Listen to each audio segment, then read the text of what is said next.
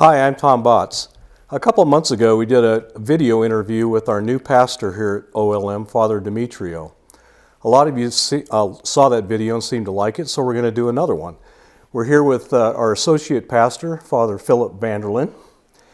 And like we did with Father D, we're just going to talk to Father Phil about his background, his time here at OLM, how he sees the opportunities and challenges here at OLM going forward.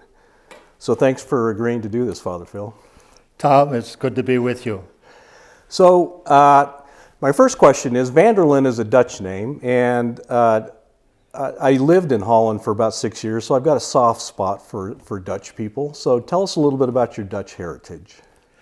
Well, my ancestors came from the area of West Flanders in Belgium, which is close to Holland.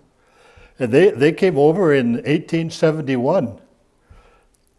And curious enough, they landed in Wisconsin, in the Brown County of Wisconsin. And they were going to settle there, but for some reason or another, they decided not to. They probably heard that voice of, go west, young man, go west. So they continued to go west. And they landed in Ramsey County in North Dakota, in Devil's Lake, North Dakota. Huh. And they made a stake, a land claim there. And that's where we came from. So you grew up in Devil's Lake? I grew up in Devil's Lake. So you grew up in a small town in North Dakota, and then I understand you were visiting your grandmother in Yakima, Washington when you were a teenager, and that's when you decided to become a priest. So tell us that story. Okay. It's a very human question, but it has a divine answer. I had just graduated from St. Mary's Academy, run by the Irish Sisters of Mercy from the Omaha province. And summer of 1960, that's 60 years ago. I'm still trying to figure out the question and the answer. I went to visit my grandmother in Yakima, Washington that summer. And after a few weeks, I went downtown to do some shopping.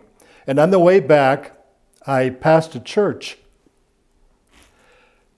I didn't go into the church. I stopped at the corner. There was a red light, so I stopped and waited.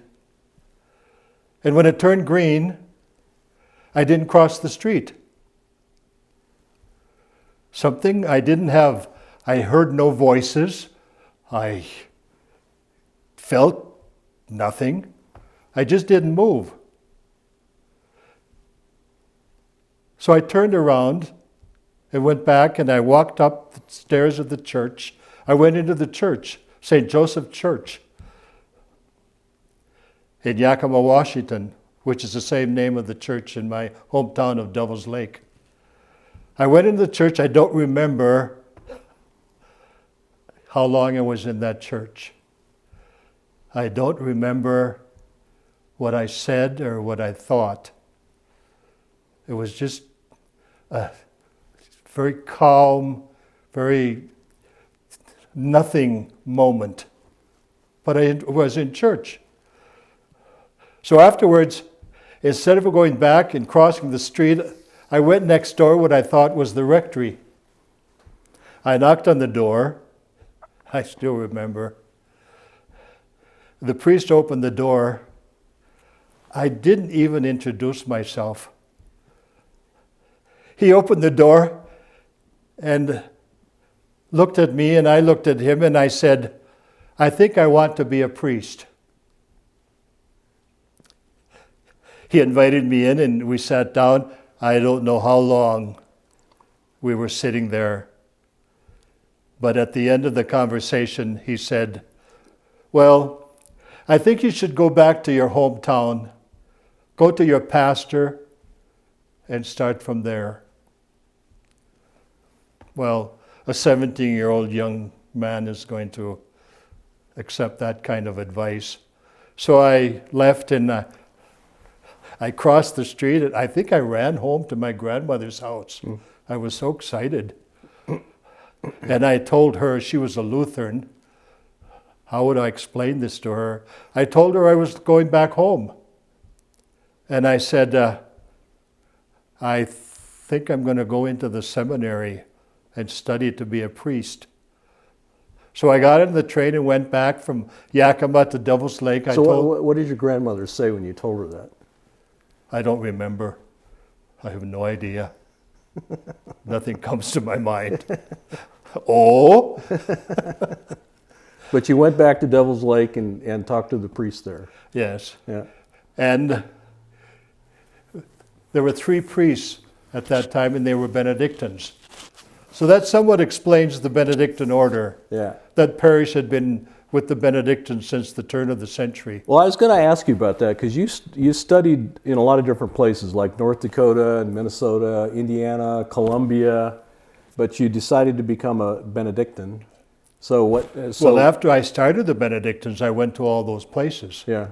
I went into the I went to the college. We had a junior college. I went there. And then I went into the novitiate in 1963.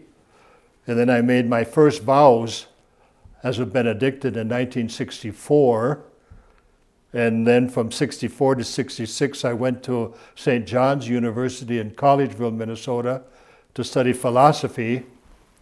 I made solemn vows in 1967. And the beginning of that year, I got this idea, this inspiration, this like on the Yakima street corner, something. We had made a foundation in Bogota, Colombia in the early 60s, 1960. 7 years later, I asked the abbot if I could go there to that mission. I was interested in the mission, and I was interested in the schools they were operating. I was interested in the culture and the language. I was still studying. You don't leave the monastery until after you study, after your studies. And I thought the abbot would say, no. I fretted for days before I went in. But when I went in and asked him if I could go to Bogota, Colombia, first thing he said was, when do you want to go? So did you speak Spanish before that? No. So you learned it after you went? I learned after I went. Huh. Yeah. And you spent most of your priesthood in Colombia. Yes. I was ordained in 1970. I was there from 1970 to 2005. So when you went, did you expect that you were going to stay there that long? Yes. I loved Colombia. I liked being there. Huh. I liked what we were doing. We operated a monastery and 2 schools in the northern section of the city. And I enjoyed the community life and the academic life and the different jobs I had in the school as teacher and administrator and prior and chaplain. So why did you leave Colombia? Well, in 2005, we decided to give it over to the Colombians. So I came back, and somehow I got connected with, here in Wyoming, 2005, one of our monks, Father Hugo Blotsky, was working in Wyoming. And when he found out that I was coming back, he mentioned, well, why don't you come out to Wyoming? We need Spanish-speaking priests here. So I made connection with Did you even know where Wyoming was? Yeah, because I watched John Wayne movies. And so when you came back, you came to OLM, or you went somewhere else first? No, I came to OLM. I made my abbot made contact with the bishop at Rickon at the time, and when I had my first interview with him, I have 3 places that you can go to. Pick one of them. And he mentioned Rock Springs, and he mentioned St. Joe's and Cheyenne, and then he mentioned OLM in Jackson, and before I could answer, he said, "No, I'll send you to OLM in Jackson. Can you go up there right now?" So what was all right, so you came to OLM in 2005, and what was your first impression of OLM? My first impression was a very favorable impression because I was surprised at all of the Latinos here. Yeah. And I was happy to work with that group. Yeah. So you're fluent in Spanish, so you've got a really special role here at OLM because you're really well connected to the Latino community. So how do you see the role of the Latino community at OLM? Well, what comes to my mind right now is there are like 22 references in Holy Scriptures about immigrations and welcoming the pilgrim and welcoming the foreigner. And as you know, this is a big problem in the United States today. And I keep thinking of that, welcoming the foreigner, the troubles and the problems we have with immigration today. But that apart, I enjoyed having the masses with them and the different organizations that we had at that time. Mm-hmm. I just love the Latino culture. I love the Our Lady of Guadalupe, which is coming up, festivities. Yeah. Yes. Yeah. By the way, I was only here I thought I was going to stay here for the rest of my life. Yeah. But 3 years later, in 2008, I got this call from my abbot, who was in Bogota at the time. And he said, I was closing up the church at around 7 o'clock. I was in my office. The telephone rang. And my abbot said, "Are you sitting down?" I said, "Sitting down? No, I'm just ready to close up." He says, "Well, sit down for a second." Okay. And then he said, "I just had a meeting with the community here, and they want you to come back." To Colombia. To Colombia. "Will you come?" I hesitated for a few seconds and said, "Yes." And he said, I could hear the breathing in he says, "Oh, I am so happy you said yes, because I don't know what I would have done if you would have said no." So I went back to Colombia. I was here only 3 years. I went back to Colombia, and it lasted 9 more years till 2017, and then I ended my term. I came back to OLM 2017. I'm in my 4th year. So were you always going to come back to OLM, or was there another decision on what you came back to? No, I had no idea how long I would stay there. I thought I'd stay there until the abbot brought me back to the monastery in Richardson, North Dakota. All right. So but I wanted to come back. I was still active and energetic and still wanted to give of myself. As you still are. So are you going to get another phone call saying, "Hey, would you come back again"? No, not at my age. No, that will never happen again.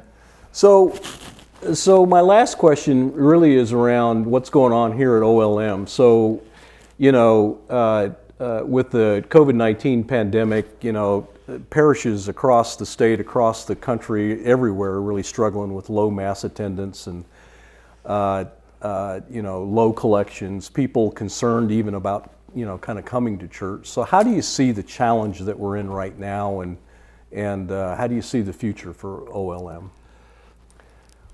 I just pray that people will come back to church. Whether the reason is pandemic or the reason is other issues, which we know there are other issues besides the pandemic. But I want to see the people come back, especially the Latinos. I remember 2005 to 2008, so many of my friends, Latinos, came to Mass. We would fill this church up. And I come back in 2017, and half of those people, I'd have to ask, where are they? Where are they? Well, they're around, but... So do you think we'll get them back? I think so. Yeah. I think. Prayer is strong. Yeah. More things are wrought by prayer than this world dreams of. Yeah. Yeah. And I think the challenge is to get all of the people back to church. Good. It's a big challenge. It is. With what's going on. Yeah. But that's my hope.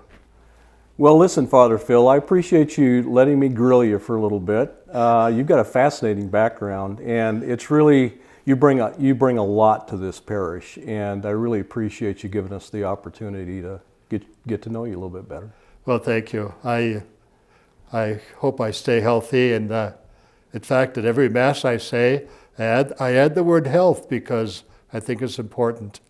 And as long as I'm healthy and the bishop wants me, I will be around. Good. That's good for us. Thanks a lot. Thank you.